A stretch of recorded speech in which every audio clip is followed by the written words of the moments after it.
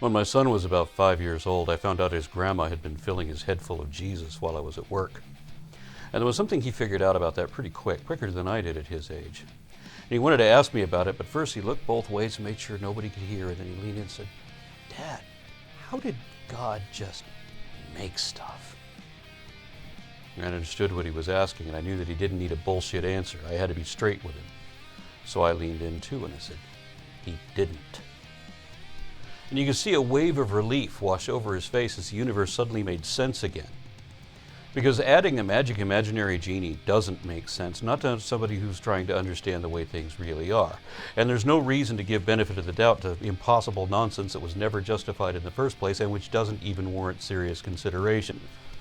So don't expect me to apologize for giving my son a straight answer. A lot of people say that everything happens for a reason, and I would agree with that, except that I don't agree that the reason is because some magical fates wanted it to happen. Everything happens for a reason because of cause and effect. The catalyst behind the events of our lives and the universe at large are seldom ever intentional, and they're only by human intent when they are. Yes, there are coincidences, and accidents happen all the time. In both cases, whenever somebody wants to argue otherwise, they can't name a catalyst, no reason why something happened, other than cause and effect. In most of our coincidental accidents, they can't even show how intent of purpose even could have been involved, much less how it works. If you can't explain how any accidental coincidence isn't what it really seems to be, then shut up. If you can't give me any reason to believe you, then I have no reason to believe you. So don't get mad at me if I don't, because that's your fault. When we study chemistry, especially biochemistry, we see that it's all about swapping electrons or whole atoms out of this chemical to build that one with this effect of that process. And this is at every level, from respiration in your lungs down to cellular respiration, breaking down one compound to build another. Even at the tiniest levels with those fundamental molecular motors that creationists think are so irreducibly complex. ATP synthase is a highly conserved molecular motor that is found in various forms throughout the biosphere in cells from every taxonomic kingdom. In real life, they look like wibbly-wobbly molecular masses fluctuating according to thermal noise, but in diagrams, they're simplified to look like brand-name rotary motors on sale at the Home Improvement Depot, so they're a favorite of intelligent design proponents. But if God exists and God made those things, and what that tells us is that God needs little machines to make ATP out of ADP and PI, breaking down the components of one chemical and combining them with other chemicals to make something new. Now, how did God make those machines? No one has any clue, nor any reason to believe that he did. Although there are evolutionary explanations for that, creationists so far have come up with nothing ever. PFM is not an explanation of anything. Look at glycolysis, a 10-stage catabolic process using a collection of enzymes to convert glucose into pyruvate and produce ATP. So you start with a 6-carbon molecule, and you get 2 3-carbon molecules out of it. However many carbons, oxygen, hydrogen, and whatever else you start with from your various sources, you have to have equal number of carbons, oxygens, hydrogens, and so on that you get in the product afterward. That's stoichiometry. And it applies to everything throughout biology and everything else. So if God made biological organisms, then this is how God works. Now, I didn't understand all of that when I was a little boy, but I knew that water was made of 2 hydrogens and 1 oxygen, and I knew that wine was a mixture of fructose and alcohol, and that there were other elements in there that aren't found in water. So when I was 8 years old and my babysitter told me that Jesus made water into wine, it was reasonable to ask how he did that. Where did he get those extra carbon atoms, for example? Every mole of fructose would require 6 moles of water plus 6 moles of carbon. That's easy if we can figure out where the carbon is coming from. But what about the ethanol? It's got 2 carbons and only 1 oxygen and a half a dozen hydrogens. That means that every molecule of ethanol made from water would release 2 molecules of O2 into the air. That's fine, but it would also require another couple of molecules of carbon from no one knows where. Why are we making water into wine anyway? Why not just show these people how to purify their water so they don't have to give their kids wine? So I asked my babysitter, was Jesus using telekinesis to pull hydrogens out of the air and fuse them into carbon, to then mix them into these other compounds? And I wasn't trying to be a smart aleck. I wanted to understand how that could be. But her response was to criticize me.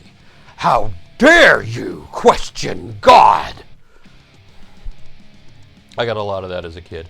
Ours is not the reason why, ours is but to do or die. That's what they told me, but that's wrong. If you expect me to do something or die trying, you'd better give me a reason, and it better be a good one. And just because you said so ain't good enough, and just because your storybook says so ain't good enough either. When scientists talk about creating something, they're talking about building things out of other material components. When religious people talk about creation, they're talking about wishing complex interdependent systems to suddenly poof out of nothing as a result of an incantation spell because they think their God can speak things into being. Tell that mountain be thrown into the sea and it will be done. But nothing works like that. Now let's look at what we usually hear attributed to the work and the will of God. If one person's string of successes begin to look like luck, we might imagine that that person is blessed, that they have advantages being manipulated by outside entities. Similarly, one who endures several successive setbacks might appear cursed. In our minds, it might seem as if one of them is being punished and another rewarded. Why? And more importantly, how? Well, they must have done something to deserve whatever happened to them. It's the simplest concept of karma. What goes around comes around, as they say. So how does that happen? How does God manipulate every little thing in your life to get to some particular outcome? Yet he misses so many of the big important things, the stuff that really matters. When they say that the Lord helps those who help themselves, it implies that the Lord isn't doing anything.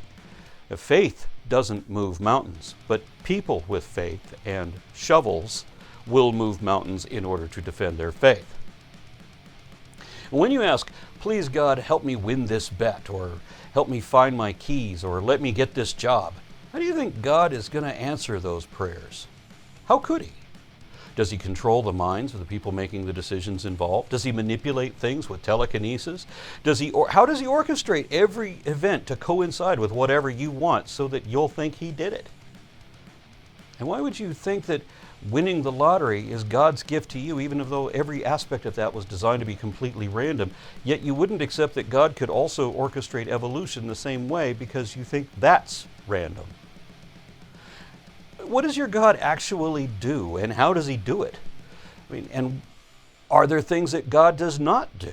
If there's a tornado headed toward your house, did God create that tornado? Isn't he the one driving it toward you? Whether he did or not, how does he intervene to save you from it? Is there any way to tell what God does apart from the things that would have happened anyway? There's an old joke about a guy that's, during a flood, he's hiding on the roof of his house, and somebody comes along in a boat to save him, and he says, never mind, I'm waiting for God to save me. And a little while later, a helicopter comes along, drops a ladder, and he says, no thanks, I'm waiting on God to save me. And then, of course, the flood washes away his house, and the guy dies, and he goes before God, and he says, why didn't you save me? And God says, well, I sent you a boat, and I sent you a helicopter. What more do you want? So, does God only do things that look like he doesn't do anything? Isn't the moral of that story that you should get on the boat as if there is no God? That if you're going to survive in this world, you should live as if there are no miracles? Because the way your God works, it's like life is an episode of The Twilight Zone, and God is Rod Serling. Whatever happens to you happens because it's written in the script. Rod Serling exists outside time, and he knows the future because he wrote and produced the show. Unfortunately, that means that you don't get to write your own lines. If the show is scripted according to his plan, and you have no free will. So if you want me to believe that your God does anything, give me some explanation of how he does it, and be sure to give me some reason why I should believe you.